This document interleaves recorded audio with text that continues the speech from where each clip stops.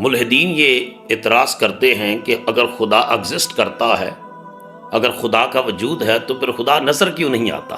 یہاں ابھی حال ہی میں انڈیا میں جو ڈیبیٹ ہوا ڈز گاڈ ایگزسٹ، وہاں بھی جاوید اختر صاحب جیسے ملحد نے یہ سوال اٹھایا کہ اگر خدا موجود ہے تو پھر وہ نظر کیوں نہیں آتا؟ کسی بڑے کراؤڈ میں، کسی ورلڈ کپ کے میچ میں وہ آ کر ظاہر ہو جائے۔ اور پھر دوسری بات یہ کرتے ہیں کہ سائنسی طور پر خدا کے وجود کو ثابت نہیں کیا جا سکتا۔ ایک بات تو یہ واضح رہے کہ سائنس کے بارے میں تصور یہی ہے کہ سائنس صرف وہی چیز ہے جس کو دیکھا جا سکتا ہے، جسے تولا جا سکتا ہے، جسے چھوا جا سکتا ہے۔ اسی وجہ سے کر کے یہ ملحدین اعتراض اٹھاتے ہیں کہ الیکٹران اور گریوٹی جیسی چیزیں جو ہیں یہ ایسی ہیں کہ جن کے اثرات اور رزلٹس کو، نتائج کو لیبارٹریز میں دیکھا جا سکتا ہے۔ یہ میئریبل ہیں، قابل پیمائش ہیں، ویزیبل ہے، ان کا مشاہدہ کیا جا سکتا ہے۔ ریجیکٹیبل ہیں، کچھ تھیوریز کی بنیاد کے اوپر ان کی تردید کی جا سکتی ہے، ان کو رد کیا جا سکتا ہے۔ لیکن وہ کہتے ہیں کہ مسلمانوں کا خدا اور مسلمانوں کا غیب تو ایسا نہیں ہے، نہ ہی کوئی ایسی لیبارٹری ہے جہاں مسلمانوں کے خدا کو دیکھا جا سکے، اور نہ ہی کوئی ایسا علمی اور سائنسی پیمانہ ہے کہ جہاں اس کی تردید کی جا سکے۔ یہ سوال عام ذہن کو تو شاید متاثر کرے، مگر اگر آپ فلسفی آف سائنس کی گہرائی میں جا کر اتریں اور سائنس اور سائنٹزم کے درمیان جو فرق ہے اس کو جانیں تو پھر یہ اعتراض جو ہے یہ کیٹاگوریکل ایرر کے درجے پر نظر آئے گا۔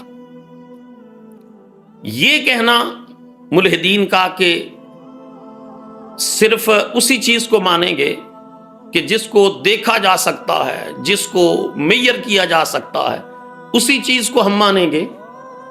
20ویں صدی تک تو یہ بات درست سمجھی جاتی تھی، جب پوری دنیا میں کارل پوپر اس کے فلسفے کی حد تک یہ باتیں درست تھیں۔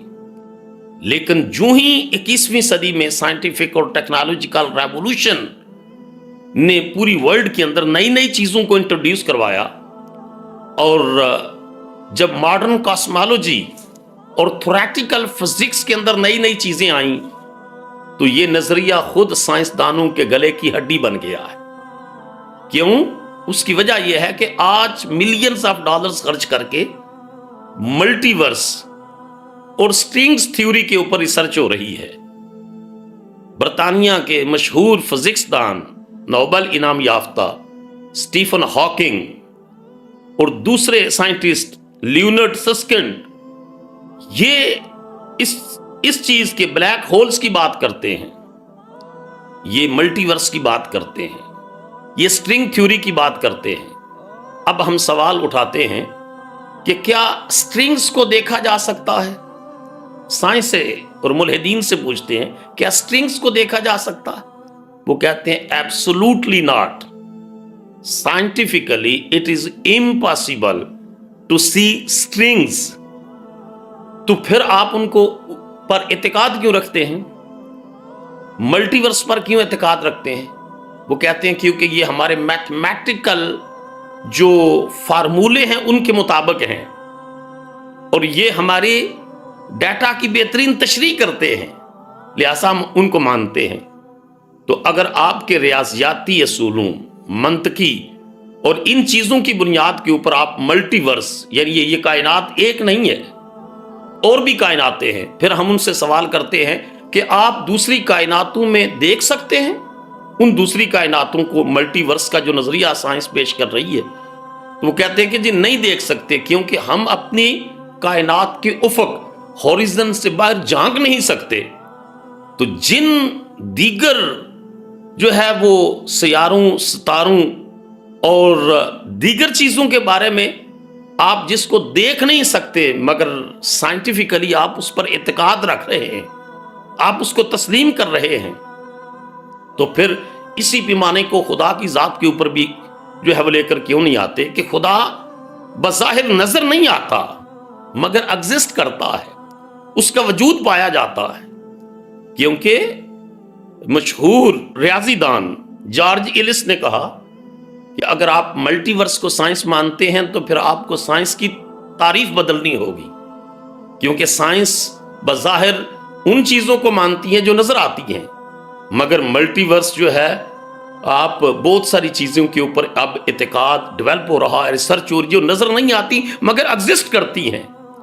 جس عقل، علم، سائنس کے پیمانے کے اوپر آپ ان چیزوں کو مان رہے ہیں، انہی پیمانوں کے اوپر اور کائنات کی فائن ٹیوننگ کی بنیاد پر ایک عظیم خالق اور کائنات کے فاتر اور ایک عظیم ہستی اللہ رب العزت کی ذات پر آپ اعتقاد کیوں نہیں لا رہے؟ اچھا، اب اگلی بات یہ ہے کہ سائنس یہ کہتی ہے کہ کسی بھی سیارے پر زندگی کے وجود کے لیے 322 سائنسی پیمانوں کی ضرورت ہوتی ہے۔ ایسے پیمانوں میں سے کسی ایک کا خود بخود وجود میں آ جانا، ان سائنسی پیمانوں میں سے کسی ایک پیمانے کا بھی خود بخود وجود میں آ جانا، سائنس اس کو امپاسبل سمجھتی ہے۔ مگر اب پھر ملحدین سے سوال ہے کہ آپ نے ان سائنسی پیمانوں کے وجود کو مانا اور یہ بھی مانا کہ یہ خود بخود نہیں بنے، تو اس کا معنی یہ ہے کہ یہ کائنات کی عظیم انٹیلیجنٹ ڈیزائنر، ذہین خالق کے قدرت کی عکاسی کرتے نظر آتے کہ جو خود بخود نہیں بنے تو کوئی بنانے والا تو ہے نا جس نے ان کو بنایا ہے۔ اور قرآن مجید کہتا ہے وَلِلَّهِ الْمَشْرِقُ وَالْمَغْرِبُ فَأَيْنَمَا تَوَلُّوا فَثَمَّ وَجْهُ اللَّهِ، جو کچھ مشرق میں ہے اور جو کچھ مغرب میں ہے سب اللہ رب العزت کا ہی ہے، جدھر تمہاری نگاہ اٹھے گی اللہ کی قدرت اور حسن اور حکمت کے جلوے نظر آئیں گے۔